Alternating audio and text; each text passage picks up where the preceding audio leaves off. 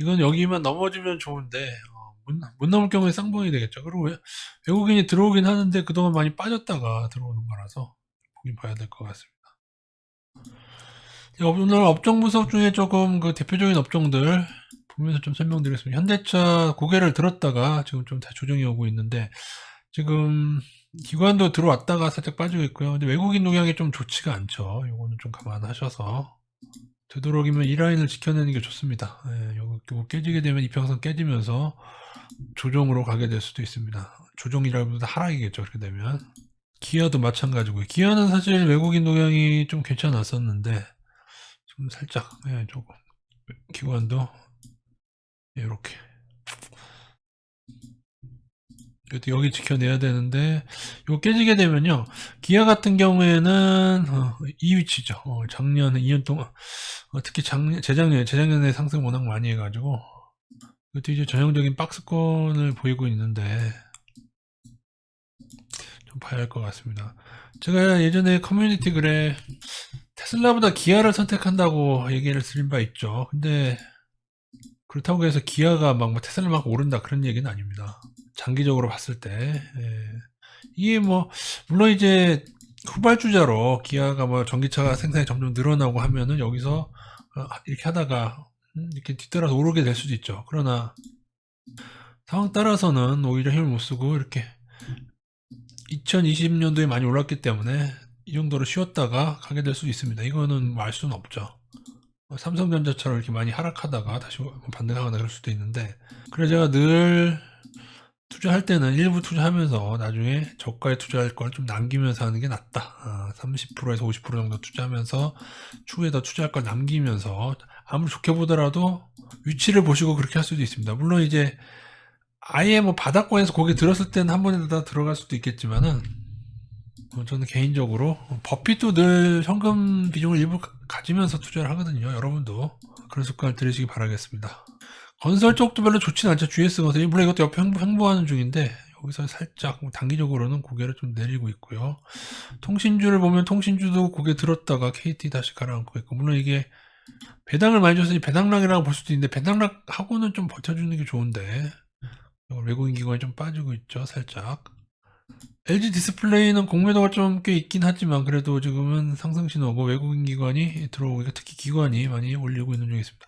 신호상으로는 좀 더 갈 수 있을 것 같은데 이렇게 되면 LG 디스플레이를 따라서 오를 수 있는 디스플레이 부품주를 조금 주목해 보는 것도 나쁘지 않을 것 같습니다. KB금융도 배당락 한 다음에 좀 하락하긴 했는데 이건 아직 뭐 하향 신호가 났다고 하긴 좀 그렇고요. 다시 감아 올릴 가능성도 좀 있긴 있는데 기관이 조금 빠지고 있는 중에 있죠. 외국인은 뭐 큰 이상은 없습니다. LG화학은 뭐 거의 삼성전자처럼 비슷하게 움직이고 있죠. 이러다가 이제 반등을 할 텐데 지금은 하향 신호를 내고 있긴 합니다. 제가 화학주 접근할 때도 LG화학보다는 더 저평가 화학주가 많이 있다고 하는데 근데 화학주가 근데 거의 동반으로 떨어지고 있긴 합니다. 그래도 외국인은 많이는 안 빠지고 있어요. 그리고 오히려 좀 살짝 들어오고 있는데 기관이 빠지고 있는데 외국인이 좀 더 들어온다면은 반등을 할 수도 있겠지만 신호는 조금 더 떨어질 신호를 내고 있긴 합니다. LG화학은 고평가라고 생각하진 않은데 저평가라고 하긴 좀 그렇죠. 예. 긴 그림으로 보면 이런데요. 정말 많이 떨어지면 여기까지도 떨어지기도 하지만 근데 그전에는 좀 반등이 나올 가능성이 크죠. 근데 어쨌든 122주선도 깨지고 좀 위치 모습은 좀 안 좋긴 합니다. 보통은 고점 대비 절반이 되는 늦어도 50만 원 정도에선 반등이 나오는 게 일반적이고요. 외국인 매수 이유는 실적 때문이죠. 실적이 뭐 올해 9월까지는 엄청나지 않습니까? 9월까지만 해도 영업이익 4조 원인데 실적이 좋아졌기 때문에 고평가라고 볼 수 없는 거죠. 근데 작년 실적으로 볼 때는 약간 고평가로 볼 수도 있긴 한데 잘 보시다가 바닥을 잡으면은 또 삼성전자나 하이닉스처럼 반등을 많이 하게 되는 시기가 올 수도 있습니다. 상황 따라서 외국인이 상승 턴하는 게 좀 확인되면은 요것도 반등을 한번 나중에 제가 기억이 나면 해드리고 뭐 기억 안 나면 못 해드릴 수도 있고요. 네이버하고 카카오 좀 힘 못 쓰고 있죠. 네이버는 여기서 조금만 더 떨어지면 얘도 하방 신호가 추가로 나갈 것 같은데요. 하락을 그동안 많이 하긴 했지만 카카오는 이번 주에 반드시 올라줘야 됩니다. 지금은 미세하지만 하방 신호를 내고 있어요. 미세하지만 이 라인 아직 여기는 안 깼는데 그죠? 여기는 안 깼는데 최근에 있는 저점은 깼고 그죠? 여기마저 깨게 된다면 한 11만원, 11만 500원 정도 되는 거거든요. 거기까지 깨지게 되면은 하향 신호가 날 겁니다. 일단 기관은 빠지고 있는데 외국인이 안 빠지고 있긴 합니다. 좀 빠지다가 조금 외국 여기서 엄청 빠졌죠, 이 급락 때.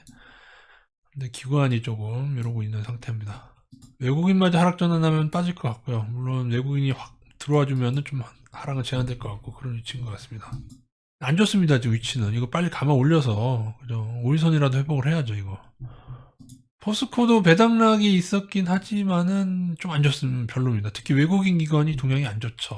근데 이렇게 되면은 여기에서 여기가 무너지면은 많이 떨어진 구간에서도 또 이렇게 되면은 종전선언이 물 건너 가나 하는 생각이, 글쎄, 물론 이제 18년대 오를 때도 다 개인들이 막 현대 엘리베이 막 올리고 그러긴 했습니다만 일반 개인 아니고 무슨 사채 쪽이 있었을 것 같은데, 어쨌든 아직은 신호가 고개를 살짝 들다가 다시 고개를 숙인 모습이 되고 있습니다.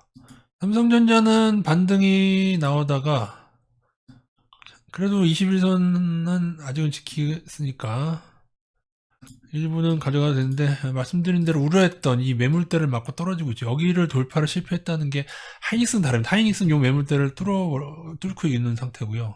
좀 다르게 움직이고 있다. 좀 쉬었다가 다시 재시도할 건지 그건 이제 외국인에 달렸는데, 다행인 것은 기관이 빠지면서 조정이 왔는데 다행히 외국인은 안 빠지고 있다. 외국인이 더 들어오면은 뭐 조정이 온다고 해도 그 다음에 다시 시도를 하겠죠. 외국인에 따라서 결정이 될 것 같습니다. 보험 쪽 보시면 삼성화재도 조금 안 좋고 외국인 살짝 빠지고 기관 빠지고 있고요. 서울반도체는 디스플레이 반도체죠. 단기 신호는 괜찮습니다. 121선만 조금만 더 올라주면 신호가 강하게 날 것 같은데 여기를 깔딱고개를 넘으려나? 요거 조금만 더 올라주면은 신호가 날 것 같긴 한데, 그런데 뭐냐, 외국인 기관 조금 안 좋네요. 요게 좀 아쉽네요. 그죠? 외국인 기관 돌아주면서 조금 올라주면은 뭐 괜찮은 신호 같습니다. 바이오를 보면은 셀트리온 안 좋죠. 조금만 19만 3천원 깨지면은 매우 강한 하방 신호가 나게 됩니다. 삼성바이오는 하방 신호라고 하기는 좀 그런데, 바이오젠으로 해서 음봉 맞았죠. 음봉 맞은 건 좋지 않습니다. 근데 좀 바이오젠 건 말이 안 되죠. 제가 볼 때는.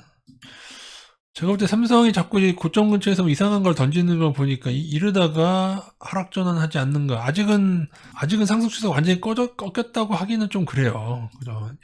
이렇게 하면 조금 벗어나긴 했지만 이렇게 잡을 수도 있는 거거든요. 근데 이러다가 이렇게 한 라인도 깨지게 되면은 그 이후로는 이제 하락 전환하면서 떨어지다 반등하면서 이제 셀트리온처럼 이제 1차 하락을 가게 되는 거겠죠.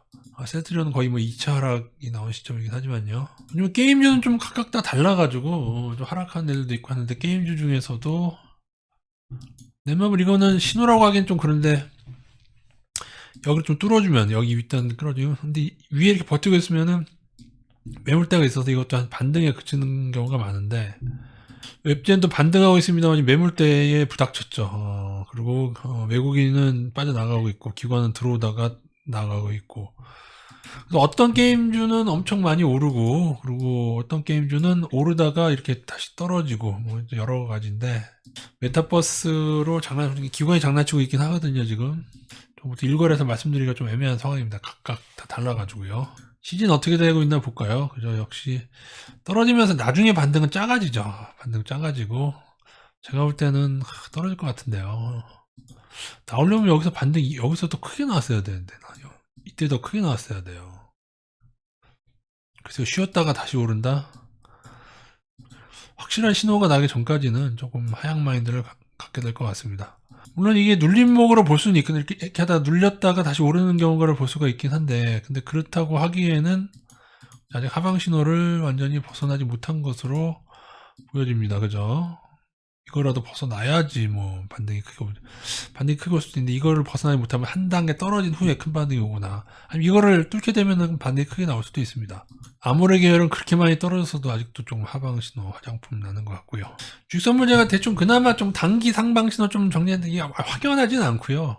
아까 몇 개 보여드린 대로 아주 확연하진 않은데, 스튜디오 드로그는 오히려 좀 약간 고평가기도 하고, 삼성바이오는 하방은 아닌데 이 둘은 조금만 더 떨어지면 하방 신호가 크게 나을 것 같고요. 얘네도 별로 이렇게 신호는 안 좋다. 카카오 네이버도 조금 위치는 안 좋습니다. 제가 볼 때.